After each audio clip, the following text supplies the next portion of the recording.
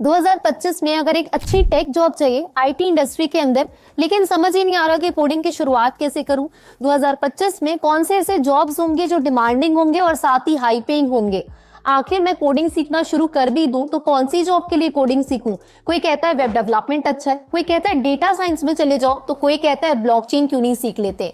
आखिर इतने सारे जॉब्स हैं, कौन सी जॉब के लिए कोडिंग सीखना ज्यादा बेहतर रहेगा 2025 में। अगर आपके मन में भी ये सारे कंफ्यूजन्स हैं, ये सारे डाउट्स हैं, तो आज का ये वीडियो आपके लिए है, क्योंकि आज के इस वीडियो में हम इन सारी बातों को फिगर आउट करने की कोशिश करेंगे। Hello everyone, I am Swati and welcome to another episode of नाम की नहीं काम की पढ़ाई। आज के इस वीडियो में मैं सबसे पहले आपको टॉप 3 हाई पेइंग और डिमांडिंग जॉब्स के बारे में बताऊंगी, जिनके लिए आपको कौन कौन सी कोडिंग और प्रोग्रामिंग लैंग्वेज सीखना होगा। आज के इस वीडियो में ये भी हम डिस्कस करेंगे। तो सबसे पहला टॉप हाई पेइंग और डिमांडिंग जॉब जो 2025 में हो सकता है, दैट इज डेटा साइंस। अब जब मैं बात करती हूँ डेटा साइंस की, तो इसके लिए ये समझना बहुत इंपॉर्टेंट है कि जितनी भी कंपनीज हैं उनका फ्यूचर है एआई और ऑटोमेशन की ओर। और जब कंपनी एआई की तरफ आगे बढ़ेगी तो उसे डेटा की काफी जरूरत पड़ेगी अपने मॉडल को ट्रेन करने के लिए। और यही रीजन है कि डेटा साइंटिस्ट एक ऐसा जॉब बन चुका है जो काफी हाई पेइंग भी है और इसके साथ ही डिमांडिंग जॉब है।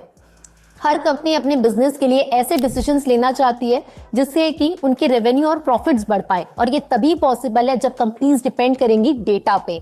इसलिए इस जॉब की डिमांड तो है, लेकिन अब इस जॉब में अगर आपको जाना है तो जो कोडिंग लैंग्वेज आपको सीखनी पड़ेगी that is Python programming. Python programming की खास बात यह है कि जब इसे कंपैरिजन किया जाता है अदर प्रोग्रामिंग लैंग्वेजेस से, जैसे कि C++ या जावा से, तो पाइथन प्रोग्रामिंग को डेवलपर्स कम्युनिटी में एक आसान प्रोग्रामिंग लैंग्वेज कहा जाता है। और यही रीजन है कि पाइथन इतनी ज्यादा पॉपुलर है और डेवलपर्स कम्युनिटी की एक फेवरेट कोडिंग लैंग्वेज है, क्योंकि इसके जो सिंटेक्स है वो काफी आसान है as compare to other coding languages. इसके साथ ही जो पाइथन की लाइब्रेरीज होती है वो हर टास्क को इतना स्मूथ कर देती है कि मशीन लर्निंग और डीप लर्निंग के एल्गोरिथम्स भी पाइथन में इजीली वर्क करते हैं। तो अगर आप डेटा साइंटिस्ट की तरफ आगे बढ़ना चाहते हैं तो पाइथन प्रोग्रामिंग आपको बहुत अच्छे से आनी चाहिए।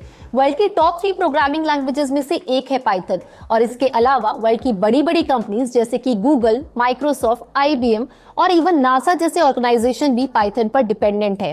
तो अगर आप भी पाइथन सीखना चाहते हैं तो यूट्यूब पे द आई स्किल के चैनल पे कंप्लीट प्लेलिस्ट अवेलेबल है पाइथन प्रोग्रामिंग की। और इसके साथ ही अगर आप डेटा साइंस और डेटा एनालिस्ट की फ्री रिसोर्सेज सर्च कर रहे हैं तो इसके फ्री कोर्सेज भी अवेलेबल हैं द आई स्किल की वेबसाइट और मोबाइल एप्लीकेशन पे। लिंक मैंने नीचे डिस्क्रिप्शन बॉक्स पे डाल रखा है, जिसे आप जाके चेकआउट कर सकते हैं। दूसरा डिमांडिंग और हाई पेइंग जॉब है वेब डेवलपमेंट और ऐप डेवलपमेंट का। अगर आपका इंटरेस्ट है कि आप वेबसाइट्स बनाना चाहते हैं, आप ऐप क्रिएट कर सकते हैं और रियल वर्ल्ड की प्रॉब्लम को सॉल्व कर सकते हैं, तो ये जॉब प्रोफाइल आपके लिए बेस्ट है। वेब डेवलपमेंट, ऐप डेवलपमेंट एक ऐसी प्रोफाइल है जहां पे आपका कोडिंग में इंटरेस्ट होना काफी जरूरी है। अगर आपको कोड्स लिखने में मजा आता है, अगर आपको कुछ क्रिएट करने में, कोई प्रोडक्ट बनाने में मजा आता है, तो ये जॉब आपके लिए ज्यादा बेहतर ऑप्शन हो सकता है। अब जब हम बात करते हैं वेब डेवलपमेंट की, तो ये 2 पार्ट्स में डिवाइडेड होता है, front end and back and. Front end जहां पे वेबसाइट कैसे दिखेगी, हम उसके इंटरफेस को कैसे डिजाइन करेंगे, ये सारी चीजें हम फ्रंट एंड के अंदर करते हैं। तो अगर आप फ्रंट एंड में जाना चाहते हैं तो उसके लिए जिन प्रोग्रामिंग लैंग्वेजेस की जरूरत पड़ती है वो है HTML, CSS और जावास्क्रिप्ट। अगर हम बैकएंड की बात करें तो बैकएंड में Node.js, पाइथन के 2 फ्रेमवर्क्स यूज होते हैं, Django एंड फ्लास्क। इसके साथ ही जावा, स्प्रिंग बूट, ये सारी टेक्नोलॉजी आपको सीखनी पड़ेगी अगर आप फुल स्टैक वेब डेवलपमेंट की ओर आगे बढ़ना चाहते हैं। इसके साथ ही अगर हम बात करें कि टॉप 3 हाई पेइंग जॉब्स में से 3rd नंबर का जॉब कौन सा है, तो वो है ML इंजीनियर्स और AI इंजीनियर्स का। जितने भी हम टेक्नोलॉजिकल रिवॉल्यूशन देख रहे हैं, जैसे कि वो रिकमेंडेशन मॉडल हो, जब हम नेटफ्लिक्स और यूट्यूब चलाते हैं तो अपने आप रिकमेंडेशंस में हमें चीजें दिखाने लगती है।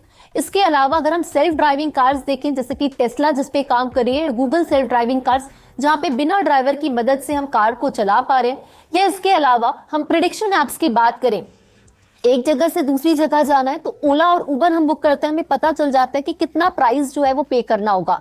तो ये सारे जो टेक्नोलॉजिकल रिवॉल्यूशन होते हैं कि जहां पे आपके पास एक ऐप बना हुआ है, एक वेबसाइट बनी हुई है, लेकिन इस ऐप और वेबसाइट में अब आपको इस रिकमेंडेशन मॉडल को इंटीग्रेट करना है, तो इन सारे कामों को बखूबी करते हैं मशीन लर्निंग इंजीनियर्स और AI इंजीनियर्स।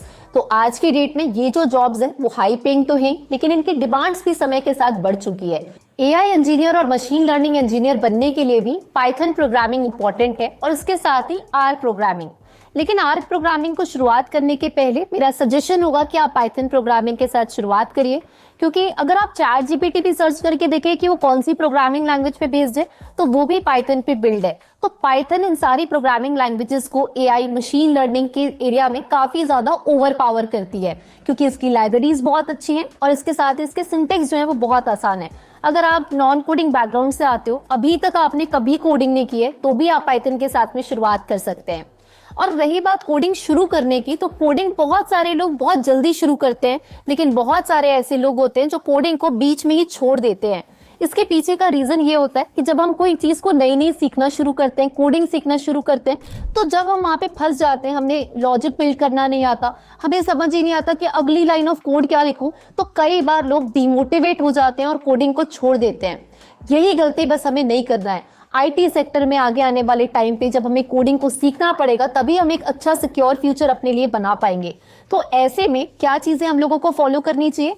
तो जब भी आप अपना सिस्टम ओपन करके कोडिंग करने बैठे और ये ख्याल आने लगे कि अब नहीं हो रही कोडिंग हमसे, नहीं बन रहा लॉजिक हमसे, तो भी अगर आप और आधा घंटा बैठ के उस प्रॉब्लम को देते हैं, ना कि अपना सिस्टम शट डाउन करके उठ जाते हैं, तो वो मोमेंट रहता है जहां पे हम हसल करना शुरू करते हैं, कोडिंग के साथ में कंपैटिबिलिटी बिठाना शुरू करते हैं। और एक बार ये धीरे धीरे प्रोसेस होता है, किसी को भी एक बार में कोडिंग नहीं आती है, धीरे धीरे टाइम देना पड़ता है और धीरे धीरे ही लॉजिक बिल्ड होता है। और वो तब बिल्ड होता है जब हम प्रॉपर तरीके से प्रैक्टिस करते हैं, और जब कोडिंग करने का मन नहीं भी करता ना, तो भी आधा घंटा बैठ के उसमें जूझते हैं। वो चीज हमें सिखाती है, एक रेजिलियंस बिल्ड करती है, और वो चीज से हम कोडिंग की शुरुआत कर सकते हैं, और यही चीज आपको आगे भी हेल्प करेगी। तो कमेंट्स में मुझे बताइएगा कि आपको कोडिंग कैसे लगती है। इसके साथ ही हम मिलते हैं अगले वीडियो में, तब तक stay curious and keep learning.